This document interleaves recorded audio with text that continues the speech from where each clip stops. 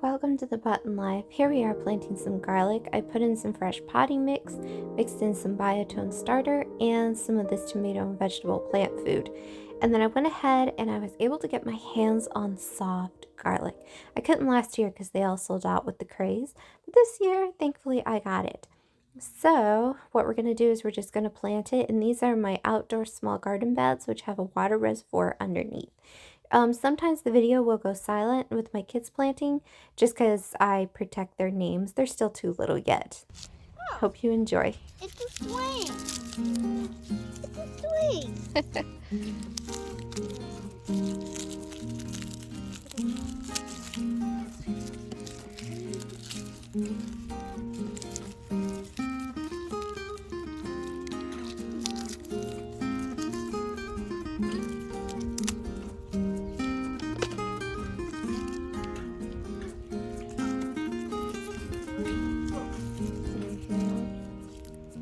Okay, I did it all. Ow! I did it all. What? Oh, did you hurt yourself? So fun. I did it all. Look. Careful. And now Oh, what am I going to do? now we're just going to plant here in a second. I've got to figure out how many cloves we got. There's a lot in here. Can I explore that? I'm going to explore it. Well, we don't want to take the outer part of the clove off, okay? See, I'm not trying to take the outer part. Okay, can I? Yeah, be very gentle. Oops. I got that. Thank you. You gonna try to do it? I'm going to do it. Very gentle. Very gentle. They should come up very easy. Don't dig your nails in.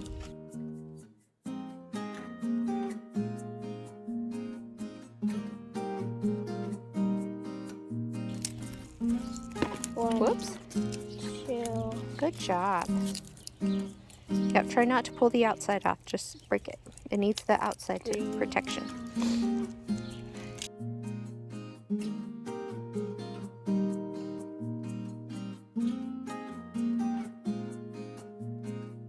I Don't got leave the a loose lot. stuff on. No, there's still more inside there, baby.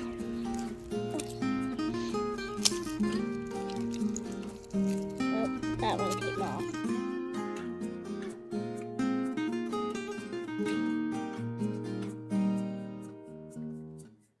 Go.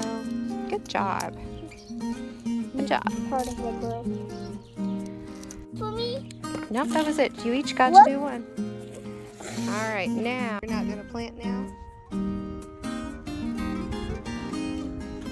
The top. We're just gonna bury them.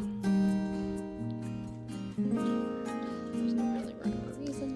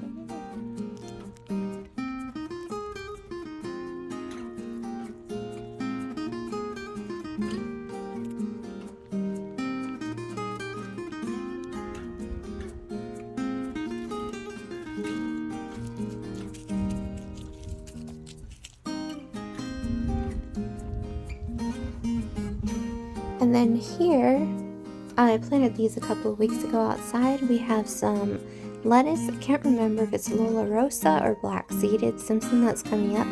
And then we have some snow snap peas. And all of these were planted directly outside, survived a snowfall that we had with a little bit of sleet as well. And then the wildflower mix actually came up in the winter sown container. I was so excited. It's the only container that anything grew in.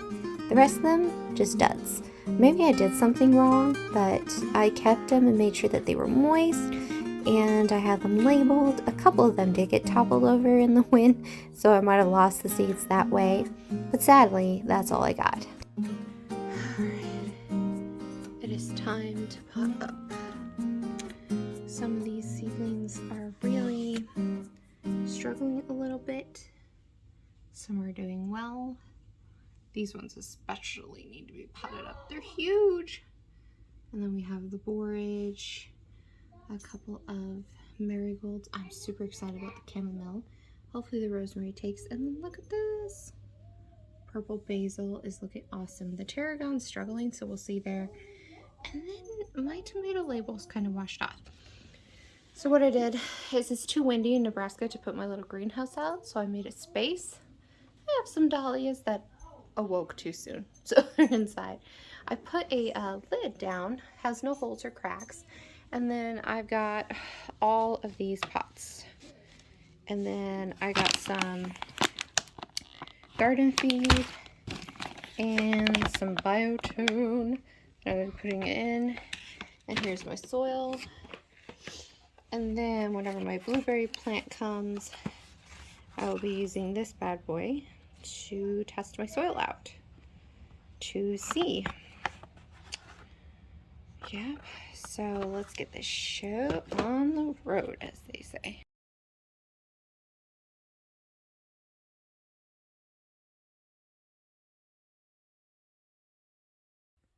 So here she is, all full. So the salvia are very happy now that they're separated by themselves. The borage looks very happy here. The chamomile, I'm so excited about. This is the first time I've gotten it to sprout, and this is year 2 trying it, and it came up. And then here I have, this are the Pacific blend marigold, and then I can't remember what type of marigold these are. So these ones are the type I can't remember, and then that's the Pacific marigolds all the way over here. And then here I have 4 purple basil. I forgot to plant some of my other like Genovese basil, so I'm gonna seed some next week. Hopefully it'll catch up because I want to have both purple for flower arranging and also to see what else. And then I have different tomatoes here. I have chocolate cherry, I have black crim, I have tomatillo plants. 2 of them only came up, so I need both of those. I have beefsteak, and none of my red cherries came up actually, which was kind of disappointing. And then in the back here, I chance planted these nasturtiums, and these I believe are Empress India nasturtiums. I haven't planted my black nasturtiums yet because I wanted to see what these are. So this is just my first planting of nasturtiums. And then I tied my little light to the greenhouse here, and I turned it on at night. And that's what we got there. And then over here, my dahlia had started sprouting and was not going to make it. When I bought it, it was already sprouted. So I planted it, and hopefully we will have newer. Some dahlias early once it's warm enough to put it outside, poor thing. Not all of my strawberry plants made it, so I went to the nursery and I went ahead and picked up some, if I can pull it out here, some Fragaria Eversweets, which are different from the strawberries that I bought last year, which are June bearing. And then the rosemary is putting on new growth here. I'm very happy with it. And the thyme is kind of, it's gone out of control. It's wrapped around. And I do use them all for cooking, so they've survived very well inside. I had saved the corms from the Oxyalis, and I didn't even think that it would come up, but they, so far, are living their life. Over here, I planted the rest of these are all beefsteak tomatoes if they take, and then that middle one is rosemary, so I'm seeing. And then here I've got my peppers, which weren't quite ready yet. Like I have 3 jalapeno plants, only 2 of the hot peppers, and another seedling right there.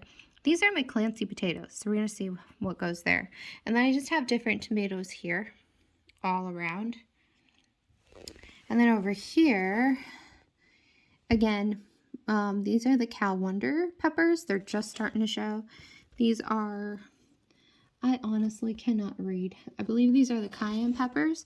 And then I have a different pepper back there. And then my oregano, which is slowly but surely growing. And now, perhaps for the most exciting update. If you follow my channel, you will know that we took 4 leaves. It's hard to see with the canopy here, but 1, 2, we did 3 directly into the soil. And this one we did in water for rooting. And the ones that we put in the soil, look, we have baby African violets. Like that one's the most progressed. And then here, you see this one's just starting. And then the one back there has some. So the ones directly in soil have definitely taken root first.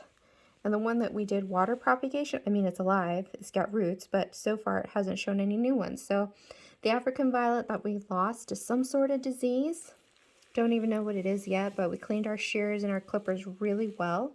We've been able to propagate 3, and I'm still holding out hope for this last one. So I'm excited. This is a beautiful pink variety. I lost my favorite variety to whatever took this one. It was all white with specks of purple in the middle of the blooms. But this one that I have here is massive. I mean, just for size. That's my hand and my arm. This is my hand open on top of it. It's huge. I'm gonna see if I can propagate a few of these, but honestly, she is happy and I am just going to let her be. I'm just gonna take some leaves from underneath her and see if I can do the same propagation. But my favorite one, you see how this has fringes of white around the edges? It was all white with fringes of purple around the edges and a tiny splash of purple in the middle. And I haven't been able to find it. I'm going to keep looking for it. It's a collectible and it's a variegated one, so it's not your common African violet, but I'll keep trying. Just an update. This is a prayer plant. It is struggling to survive. But look, don't know if you can see here, new leaf coming there. And from the looks of it, another one coming right there. So, on another note, if you followed me for a while, we are a dairy-free family because we have a severe dairy allergy. And this is monkey bread I just made. It's still a little hot, but I made it with dairy-free milk and dairy-free butter. And I'll have my husband try it because he does not have a dairy allergy, so he can eat things we can't. But I'm hoping it tastes just as good and that you won't even notice the dairy replacement that had to be done.